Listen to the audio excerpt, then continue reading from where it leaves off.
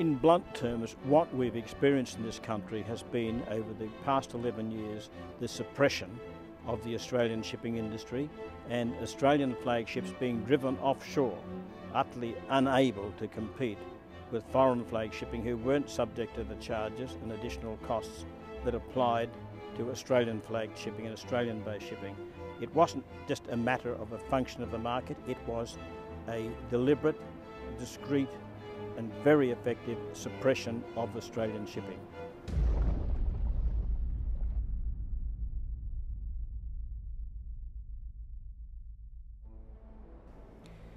When the decision was made to flag out the Yarra, the ship pulled into a very small port in South Australia in Port Pirie. The crew were informed by the captain that they were to leave the vessel, that they were no longer employed and redundancy arrangements would be made. That alerted us to the fact that obviously we were being replaced.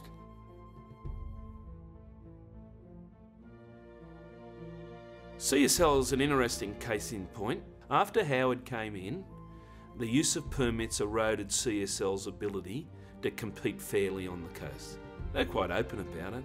They said they're doing the dirty on us. We thought we were coming into a country where we would be able to operate a service in a competitive environment where if you paid Australian tax, employed Australian crews, had an Australian flag, you could compete.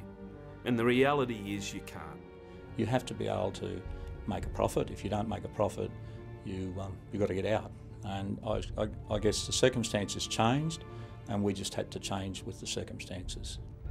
And so that crew sat in, absolutely determined to tell a story about, no, we don't accept it. And we want government to understand that we're just never going to accept being replaced by foreign labour, just to satisfy a bottom line, which had enormous support around the country and in particular in the community, where people really saw what was happening because of a lack of policy that supported Australian shipping. But in the end, we had to come down the gangway. The ship was reflagged and continued to trade in exactly the same trade on the coast under another name with a foreign crew. In 1997, we had some 72 Australian flagships. Now there's about 36. They've moved to other regimes where they can access more internationally competitive arrangements that Australia simply doesn't offer.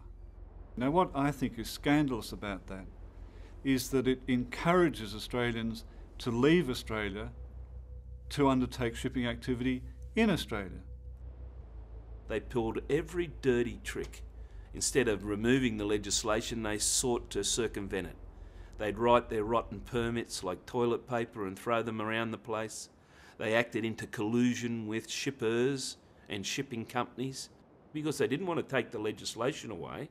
If they took the legislation protecting Australian coastal standards of security and scrutiny and crews, then they would have made all of their Fortress Australia politics a lie. So we took them on the best we can. We're thrown back on our own resources. You have to fight. If the government of the country removes all of your legal rights, if you're placed in a situation where your right to work, your fundamental basis for dignity in anybody's life is removed, we had to fight. So we fought the best we could.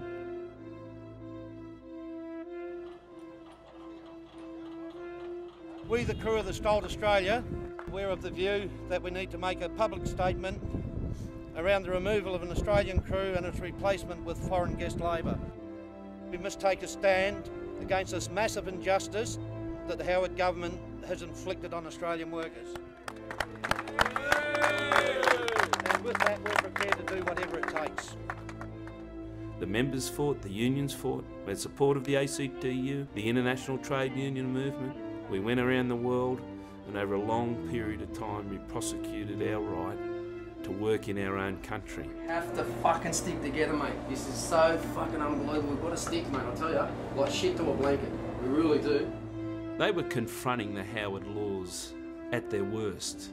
Laws that would take away all of their assets for what was so-called illegal industrial action. How do you expect us to go and get a job ashore when, you know what I mean, this is all we know? Seriously though. And like, fuck, I love going away to sea. I do. I fucking do.